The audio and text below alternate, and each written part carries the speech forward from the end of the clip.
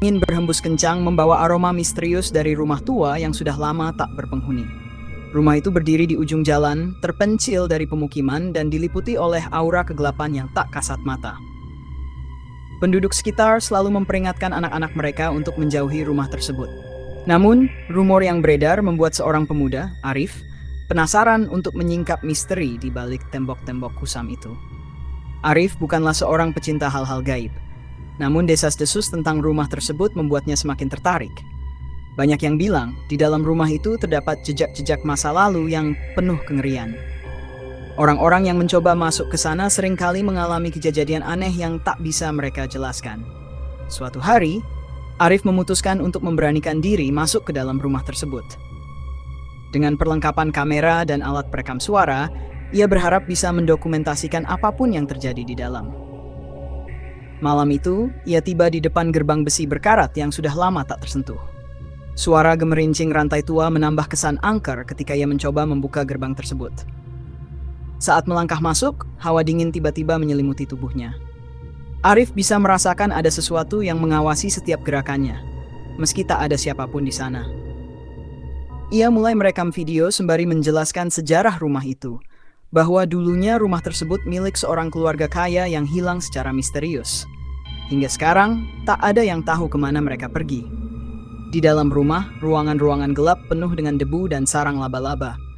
Lukisan-lukisan tua tergantung miring di dinding, seolah-olah mengawasi Arif dengan mata kosong yang menyeramkan. Di lantai 2, ia menemukan sebuah kamar yang pintunya terbuka sedikit. Rasa penasaran mendorongnya untuk masuk. Di dalam kamar, hanya ada sebuah ranjang tua dan cermin besar yang tampak berdebu. Saat Arif mendekati cermin, tiba-tiba terdengar suara langkah kaki di belakangnya. Ia berbalik, namun tak ada siapapun di sana. Jantungnya berdegup kencang. Ia menatap cermin dan melihat bayangan samar seorang wanita berpakaian putih dengan wajah pucat berdiri di belakangnya.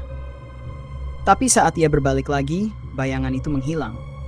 Suara berbisik mulai terdengar dari berbagai sudut ruangan, seolah-olah ada banyak orang yang berbicara dalam bahasa yang tak ia mengerti. Arif merasakan dingin yang semakin menusuk, dan tiba-tiba lampu senter yang ia bawa mati. Dalam kegelapan, ia mendengar suara tangisan lembut seorang wanita, diikuti oleh suara langkah kaki yang mendekat dengan cepat. Dalam kepanikan, Arif mencoba menyalakan kembali senter, namun tidak berhasil. Saat itu juga, ia merasa sesuatu meraih pergelangan kakinya, menariknya dengan kekuatan yang tak terlihat.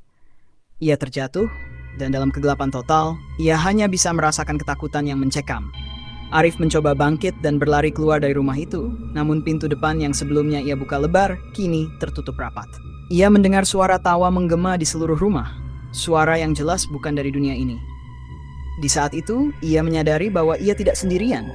Sesuatu yang jahat menghuni rumah itu, dan ia telah mengganggu kedamaiannya. Dengan kekuatan terakhirnya, Arif berhasil membuka pintu dan melarikan diri. Saat ia keluar dari rumah itu, suara tawa berhenti dan pintu kembali tertutup dengan sendirinya. Namun sejak malam itu, Arif tidak pernah lagi sama.